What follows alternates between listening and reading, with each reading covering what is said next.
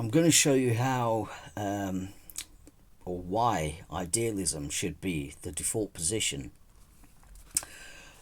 Distinct modes of perception often beget some semantic differences, even if we are only ever dealing with a single medium, the medium of mind. If we notice that waking life exhibits a world far more rigid than the ones we encounter when we dream, we believe that a kind of dualism is logical. We come to label such distinct modes of perception as opposites, and sometimes, admittedly, there is some utility in doing so. We may think of the waking world as physical because it's rigid, and the dream world we may regard as non-physical because it's fluid, and we can explore how fluid it can get, especially when we are lucid in our sleep. But are we really perceiving a real world and an illusory one, or is it that mind is sometimes rigid and other times less so? What if I told you that your personal mind as a human being is an egoic mind grounded to a narrow point in space-time by a brain, and this brain in turn is nothing but another symbol in mind for a process akin to a knot in consciousness? And what if the so-called physical world or apparently external reality that we share with other conscious observers is part of your wider, non-egoic mind, connecting you to everything else? The larger mind which we may access when we suffer a trauma conducive to a near-death experience, or through meditative practices that lead to out-of-body experiences, lucid dreaming, and other alien states of mind. I'm saying that the brain may be nothing but a whirlpool in an ocean.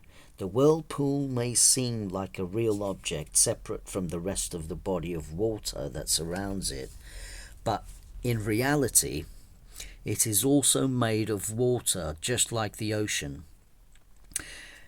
But it's like a knot where the eddy allows some water molecules to flow in whilst others are ejected away from it. The analogy here implies that water is the medium of consciousness or mind.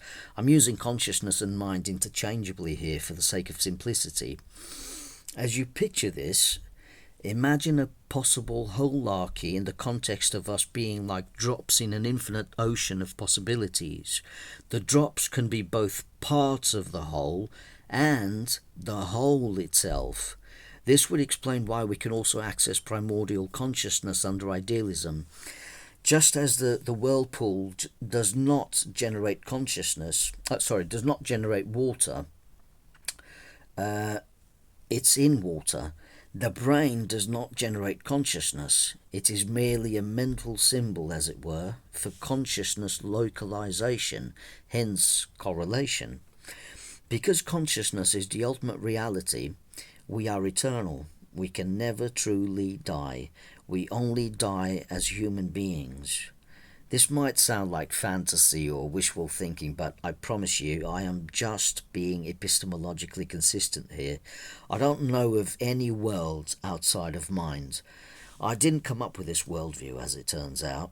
Idealism and holarchies, where parts can also represent the whole and vice versa, is very old as Hinduism, if not older, as we know of ancient texts talking about Brahman and the Atman. In idealism, the hard problem of consciousness disappears.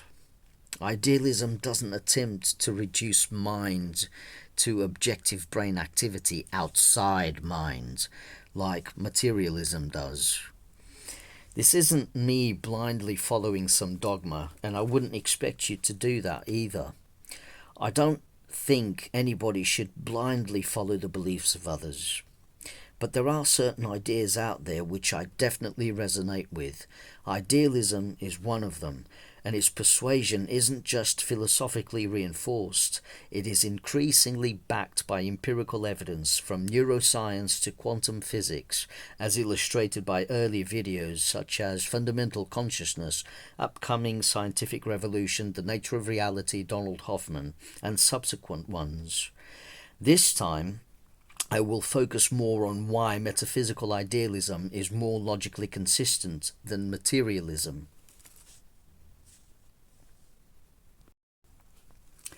You may think that I am completely off my rocker when I defend idealism. When I say that mind is the only reality, how can a non-physicalist monism be true? After all, you can, as a witness, attest to a physical system obeying a set of mathematical rules. You can intuitively swear that the laws of physics must be more than just a simple mental trick. You may declare that the world is designed and optimized to some degree, and that, mathematically speaking, not all possible designs lead to usable spaces. As my friend Michael S. Lee told me when he was playing devil's advocate, some designs are boring, others are hyper-complex. But how can we determine that the physical system is more than just a simple mental trick, given that even our limited anthropic minds can dream up convincing events in waking world-like environments in our sleep? Not to mention the hypothetical possibility that an expanded awareness upon death could be even less restricted, and that a creative, non-human consciousness could mathematically formulate worlds even more convincing than this one. Also, who or what determines what's boring, given that boring can be subjective? For instance, I could be bored out of my mind while sitting in a chair as a tattooist annoyingly pricks my skin, but if I reframe my experience by deciding to explore pain and how the needle feels different at different parts of my body, I could end up becoming interested in learning more about myself and become engrossed in the activity. As you can see, the conscious observer has the power to determine what an experience means and what to do with it. You can potentially create your own reality even at the level of meaning.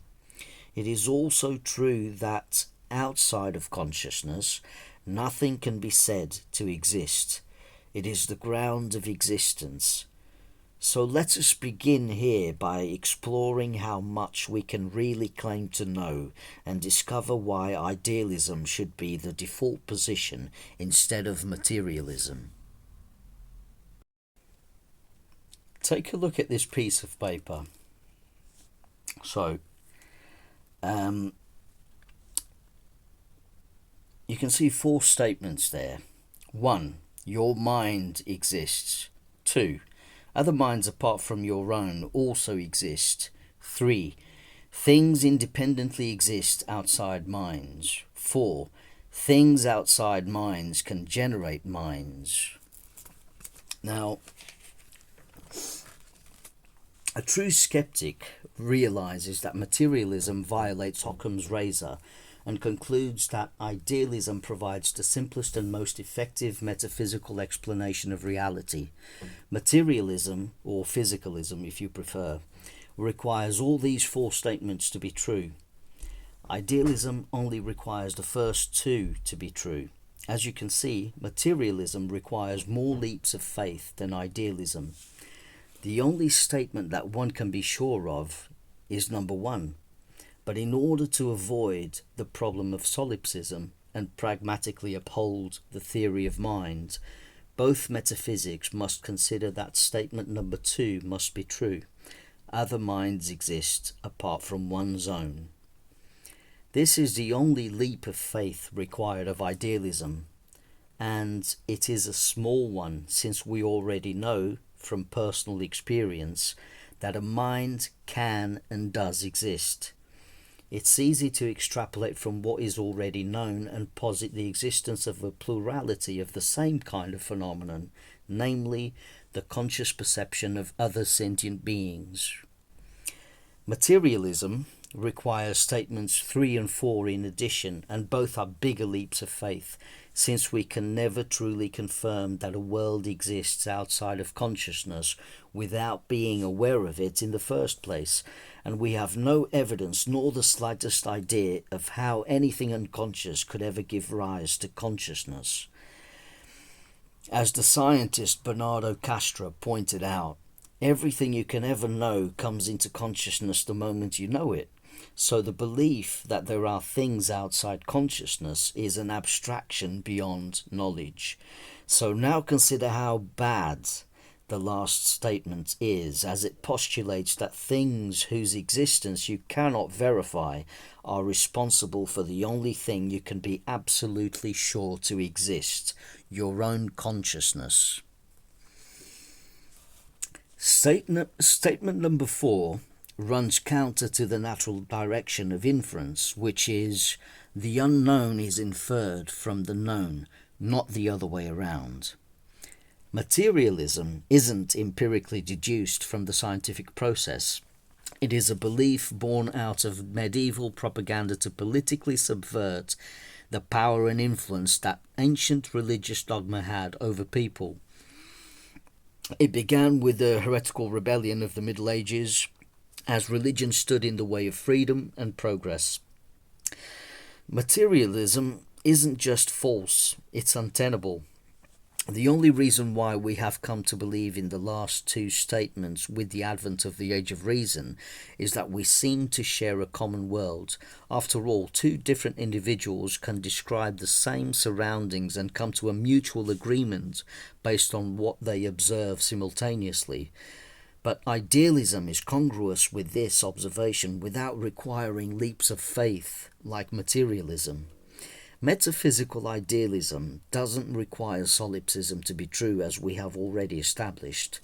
Different conscious observers can agree on a shared mental construct that makes up an ostensibly external reality apart from their egoic minds.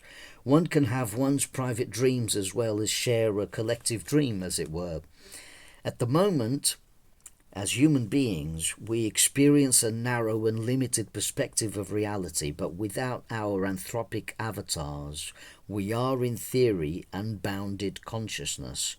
We are both the part and the whole, as access to other states of awareness, including a primordial and pristine cognition, is available to us through certain types of meditation.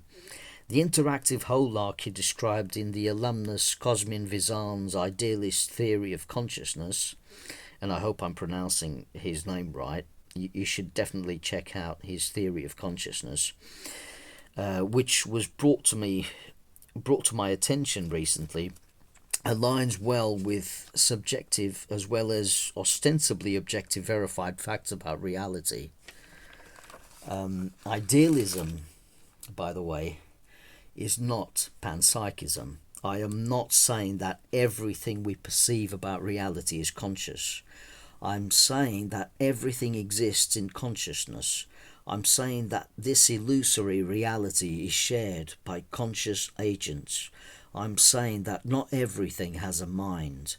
I'm saying that the human avatars that we perceive, as well as other animals, are representative of conscious agents, and inanimate objects in space-time are nothing but illusions in mind, but with no inner life. Idealism aligns with observed reality. Nothing can exist outside of consciousness, as this one is the very ground of being, the essence of existence. I've spoken before about the Rigpa state, which is the knowledge of a stupendous revelation about the luminous quality of mind. There are many names for this type of naked awareness, which is radiant and primordial. A luminous mind prior to conceptual reality. This is the canvas in which everything ultimately finds representation. I've come across many names being used to refer to it from Hinduism and Buddhism. Some conceptualize it as storehouse consciousness. Others call it samadhi, Brahman, moksha, or the more familiar nirvana in the West. In the Theravada tradition, they speak of bhavanga, which is the ground of becoming or condition for existence, an intentional consciousness or a mental process conditioning the next mental process at the moment of death and rebirth. Suddenly, initial intentions beget more complex experiences. When me and my friend Claudia Soprano of the Non-Physical channel were discussing the statement made by Swami Sarvapriyananda about a still mind that ceases to play, I realized how much it resonated with my experience. It was like a clear light, but not the quality of seeing light. I only snapped out of it when my mind came at play, and the first subsequent thoughts were questions that would require an effort to conceptualize what had happened. Like I was trying to make sense of something revelatory but also unfathomable. The blissful and pristine awareness was disturbed by thoughts such as, what is this? Where am I? Who am I? And such mentations would lead to a narrative that would subsequently try to explain or make sense of that conscious clarity that was stumbled upon. The narrative is what you get when I try to describe it to you, but it doesn't capture what it was like. Another thing I realized when Swami Sarvapriyananda was talking about the yogic path is that the quietening of the mind is an action in itself, and one that is hard to do as it requires the taming of what Buddhists call monkey mind, which is the default mode of a mind constantly playing. The mind creates and observes illusions and then believes them to be true. We collectively perceive a seemingly solid world in a space-time reality and then believe it is the only reality, which must also be able to somehow generate consciousness, what we are. And because of this, the delusion of materialism prevails. It is not mind that is an illusion, it is its contents. If you think there is a reality out there, outside your mind, and composed of a structured space-time fabric, think again. What you know may only be what you think you know. The illusion that you perceive is composed of percepts in mind. Nothing but intrinsically formless consciousness, adopting forms in order to understand itself by what it's not. The painting is not the canvas. I leave you here with a quote from the Buddha himself. In the sky, there is no distinction of east and west.